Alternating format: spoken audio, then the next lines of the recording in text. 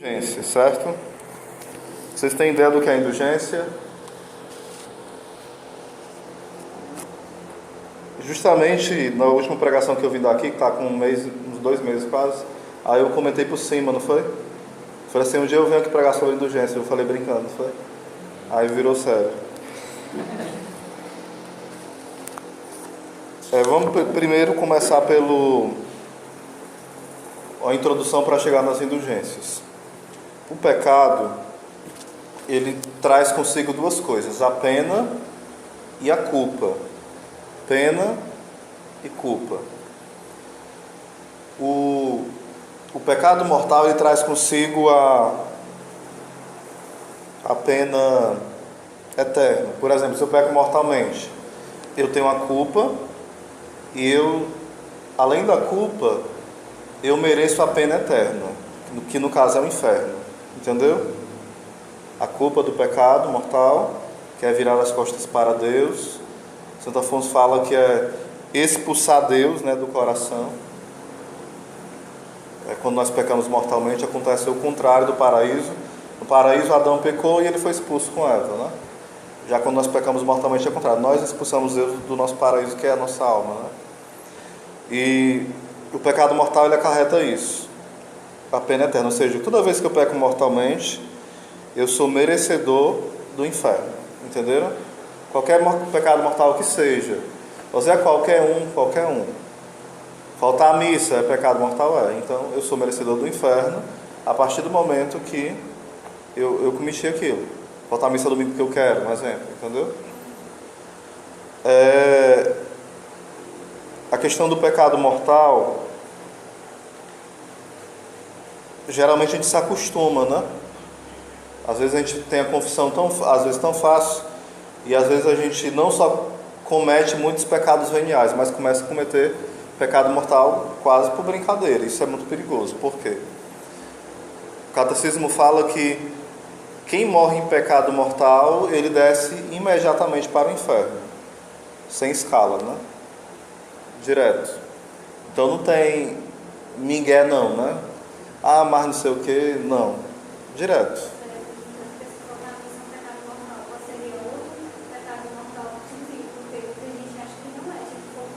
Pronto, vamos lá. Seria outro pecado que seria parecido com a viscente, não é pecado mortal. Pronto. Tem coisas que são bem óbvias, mas eu vou falar. O sexo antes do casamento, né? Levantar falso a alguém. Qualquer dos 10 mandamentos você fere ele de forma grave. Porque amar a Deus sobre todas as coisas, por exemplo. Nem sempre a gente ama. A gente está ofendendo esse mandamento, mas às vezes a gente ofende de forma leve e às vezes de forma grave. Grave seria como? Se eu pratico a superstição e crio uma superstição, eu vou para a macumba, é um pecado contra o primeiro mandamento, de forma grave. Eu ir para a macumba, espiritismo, acreditar em superstições e acreditar mesmo, né? Aí eu estaria ferindo gravemente o primeiro mandamento, entendeu? Eu posso não viver bem o meu domingo, aí isso é um pecado venial, mas eu não ir à missa já é um pecado mortal. Então tem o meu grau de relação com aquele mandamento. Vocês estão entendendo? Eu posso pecar, mas não de forma grave. Tipo, eu acabei pensando mal do meu irmão, assim, eu estou matando ele no meu pensamento. Uma outra coisa é eu falar mal dele, né? Eu estou levantando falso e estou matando também, já é mortal, né? Vou falar um aqui que é bem polêmico. O beijo de língua para os casais de namorados. Se ele é um beijo, não sei nem se é de língua, mas se é um beijo que busca o prazer mesmo, já um preparo para o ato mais íntimo, já é um pecado mortal, dentro do namoro, entenderam? Meu namoro há 80 anos, mesmo assim é o mesmo pecado, porque não é a quantidade de ano que diminui o pecado, entenderam? Pelo contrário, era para você ter aprendido e eu a amarmos mais com o passar do tempo. Às vezes parece o contrário, né? A gente namora mais tempo e parece que vai amando menos, respeitando menos. É algo muito louco isso aí, né? O pecado desordena isso. Quanto mais eu estou próximo de casar com alguém, mais o respeito deve aumentar. Embora o desejo por ela aumente, isso é normal. Mas à medida que o desejo por ela aumenta ou por ele, deve aumentar o grau de respeito. Porque eu desejo tanto que eu vou respeitar mais ainda. Não é algo assim bem? Ficou entendido sobre o beijo? Não é que o beijo em si é pecado mortal. O beijo é algo belo, é algo puro, né? Mas quando eu beijo na intenção de sugar a pessoa, né? Porque hoje os namoros parecem mais sucção, né? Os beijos, né? Eu acho que arranca até os catarros lá do pulmão, né? Que tem lá tudo, né? Então, isso... Não, nojento, né? Não, falando sério mesmo, né? São os beijos muito imorais que, por exemplo, a gente sabe que a sociedade ela mudou um pouco, né? As pessoas, né? Bastante, não um pouco, né? Oi. E as coisas também que o quarto manda nas relações do quarto, não mentir, como é essa situação de não mentir. O quarto é um não rapa, aliás, é um raba e mãe, né?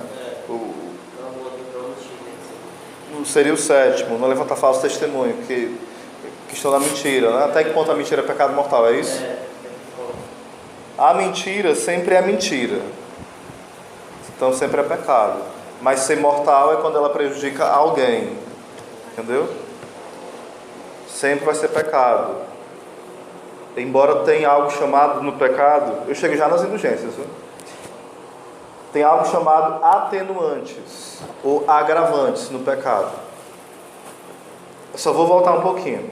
Osés, então, a minha tia morreu com pecado mortal, está no quinto dos infernos, vou nem rezar por ela. Não é assim. Porque, por exemplo, entre a morte da pessoa, o instante da morte, e o que aconteceu entre ela e Deus, isso é um grande mistério. Entenderam? Ela pode ter tido uma contrição perfeita. Contrição perfeita é um profundo arrependimento, que é diferente do desespero na hora da morte. A pessoa pode se desesperar, começar a pensar no inferno e pensar no que fez essa besteira e não se arrepender e morrer desesperado. Aí vai para o inferno do mesmo jeito, entenderam? Porque é o desespero da salvação, que é um pecado grave. Ela já pecou gravemente de novo na hora da morte, né? Entenderam? É o desespero da salvação.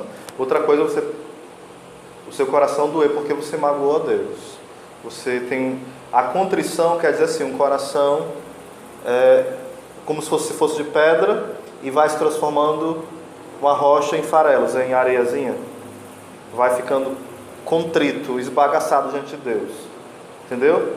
É como se o seu coração se transformasse, como fala em Ezequiel, um coração de pedra num coração de carne. Está ali todo dolorido porque ofendeu a Deus. Alguém pode ser visitado por uma graça especial na hora da morte e se salvar. Isso é um grande mistério, né?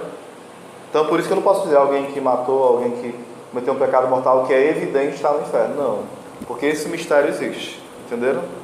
Porque é tão fácil a gente ouvir uma dedução. Não, então fulano, deixa eu fazer aqui a lista aqui. Ixi, a minha família está quase tudo no inferno, não é assim.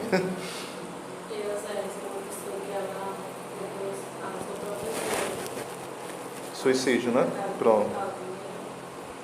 Isso aí é assunto para uma pregação todinha. Mas vamos lá. O pecado mortal, como eu já falei aqui, eu acho que uma vez, você tem que querer, saber e fazer. Querer, saber e fazer. As três coisas. Eu tenho que ter consciência que é pecado, eu tenho que querer fazer, tenho que ser livre para fazer aquilo, e eu tenho que fazer. São as três coisas. Aí é o pecado mortal, entendeu? Eu sei que faltar a missa ao domingo é pecado mortal. Eu quero faltar a missa, eu sei, e eu falto. Entendeu?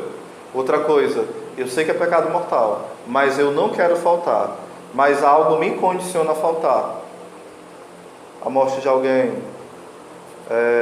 o carro não passou, eu me acordei tarde sem querer, sem culpa nenhuma, e não tem outra missa, mas eu queria acordar cedo. Eu botei o celular para acordar às 6 horas, e o celular pifou, eu acordei 7h30 e a missa já fez para acabar. Entenderam? São casos que eu não tenho culpa. Mas tipo, eu sei que é pecado, né? Faltar, mesmo eu estando sem vontade de ir, eu indo, eu não estou pecando do mesmo jeito, não. Quando você vai?